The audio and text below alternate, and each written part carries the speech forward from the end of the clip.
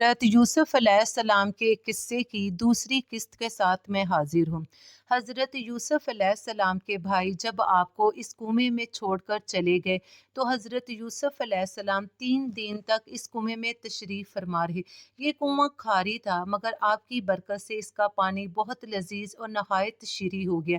یہ کنواں چونکہ ایک صحرا میں واقع تھا، اس لیے صحرا سے گزرنے والے قافلے اس کنویں کے پاس لازمی رکتے اور یہاں سے پانی حاصل کرتے تھے۔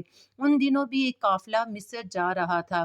جب قافلے والے اس کے پاس پہنچے، انہوں نے صحرا میں پڑاؤ ڈالا اور اپنا ایک آدمی پانی بھرنے کے لیے اس کنویں کے پاس بھیجا۔ پانی بھرنے کے لیے جو آدمی آیا، اس نے کنویں میں ڈول ڈالا تو حضرت یوسف علیہ السلام اللہ تعالیٰ کے حکم سے ڈول پکڑ کر لٹک گئے۔ آدمی نے ڈول کھینچا تو آپ کنویں سے باہر نکل آئے۔ جب آدمی نے پانی کی جگہ اتنا خوبصورت و حسین بچہ دیکھا تو مارے خوشی سے اپنے ساتھیوں کو خوشخبری سنانے لگا کہ دیکھو میں نے کتنا خوبصورت و حسین غلام پکڑا ہے۔ دوسری طرف حضرت یوسف علیہ السلام کے بھائی برابر روزانہ کنویں میں جھانک جھانک کر دیکھا کرتے تھے کہ آپ کنویں میں موجود ہیں کہ نہیں۔ ایک دن جب وہ کنویں میں آئے تو حضرت یوسف علیہ السلام کنویں میں موجود نہ تھے۔ انہوں نے آپس میں صلاح مشورہ کیا اور آپ کو ڈھونڈتے ڈھانڈتے قافلے تک جا پہنچے۔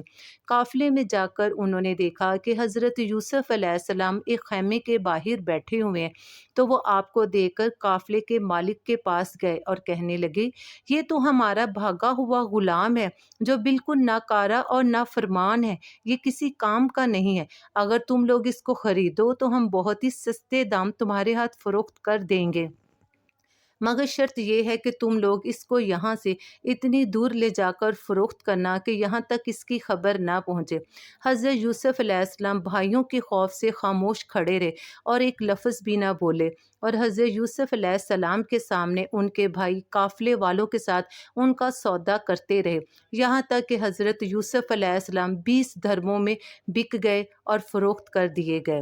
قافلے والوں نے حضرت یوسف علیہ السلام کو اپنے ساتھ لیا اور وہاں سے کوچ کر کر مصر جا پہنچے۔ وہ مصر کے بازار میں گئے، وہاں پہ غلاموں کا ایک بہت بڑا اجتماع لگتا تھا۔ وہ حضرت یوسف علیہ السلام کو وہاں پر لے گئے اور حضرت یوسف علیہ السلام کو اس بازار میں سب سے اونچی جگہ پر کھڑا کر دیا۔ حضرت یوسف علیہ السلام نظریں جھکا کر کھڑے ہو گئے۔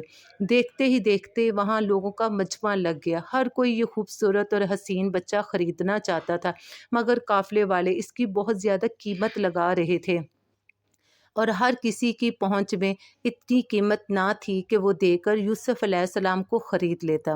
اسی بازار میں حضرت یوسف علیہ السلام کو دیکھنے کے لیے مصر کا وزیر خزانہ شاہ عزیز بھی آ گیا، کیونکہ اس نے سنا تھا کہ مصر کے بازار میں ایک بہت ہی خوبصورت غلام فروخت کے لیے لایا گیا ہے۔ لوگ اس کی خریداری کے لیے بڑی بڑی رقمیں لے کر بازار میں جمع ہو رہے ہیں، تو عزیز مصر بھی اس بچے کو دیکھنے کے لیے آیا۔ عزیز مصر نے جب یوسف علیہ السلام کو دیکھا تو وہ دیکھ کر بے حد خوش ہوا، اسے یہ پہلی ہی نظر میں بچہ پسند آ گیا۔ چنانچہ اس نے یوسف علیہ السلام کے لیے قافلے والوں کے منہ مانگی رقم دی اور یوسف علیہ السلام کو خرید لیا۔ شاہ عزیز نے یوسف علیہ السلام کے وزن برابر سونا، چاندی اور اتنا ہی مشک اور اتنی ہی قیمت دے کر خرید لیا، اور گھر لے جا کر اپنی بیوی زلیخا سے کہا، دیکھو میں تمہارے لیے کتنا خوبصورت تحفہ لے کر آیا ہوں، اس کی عزت اور احترام کرنا، مجھے امید ہے کہ اللہ تعالیٰ ہمیں اس کے ذریعے نفع دے گا۔